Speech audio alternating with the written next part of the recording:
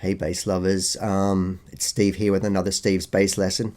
Today we're looking at, we're continuing our look at different types of bass guitars. Today we're looking at the Fender J bass, the J bass. Everyone loves a J bass. You know the J bass because of its two single coil pickups and three knobs.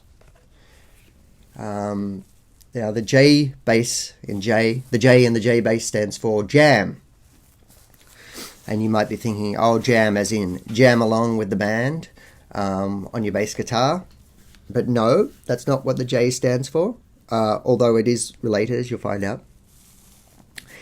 It stands for jam, as in America, it's actually the J bass stands for the jelly bass. In English-speaking countries, the J stands for jam, jelly, conserve. As we know, all the great early bass guitarists love their jams and jellies. Bootsy Collins, Muddy Waters, John Paul Jones from Led Zeppelin, all massive conserve freaks.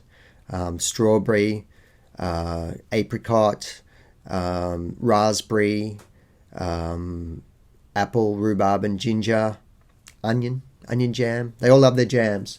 And one of the early problems with the Fender P bass, which we looked at last week, was you play that with jammy fingers. You got jam or conserve or jelly, whatever you want to call it, on your fingers, and it destroys the tone. The notes will go flat or sharp depending on where the jam goes. Your pickups will get clogged. You'll lose volume. Eventually, it'll get so sticky you can't play it, and you'll have to put it through an intensive de-jamming wash, or just throw the thing away if it's gone too far.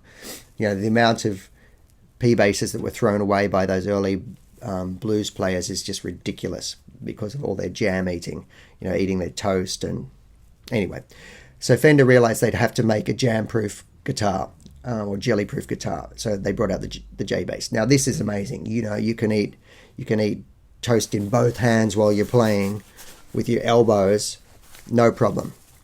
You could go to a jam factory and with a scuba, an aqualung, you could jump into the tank of jam.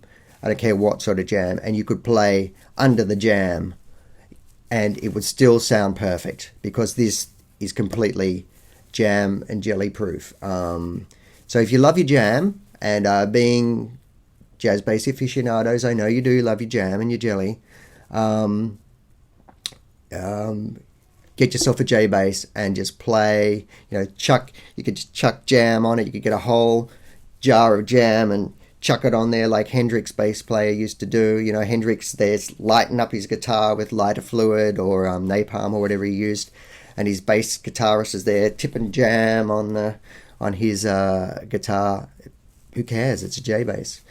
I will warn you though, don't do peanut butter and jelly because it is not peanut butter proof. You will destroy your bass guitar. Who knows? One day in the future, maybe they'll invent a PB bass that's resistant to peanut butter, both smooth and crunchy. But at this point in time, no, it's jam only. But you know what? You can have a shitload of fun with eating jam and playing the bass guitar. Anyway, hope that was a help. Be cool. See you next time on Steve's Bass Lessons.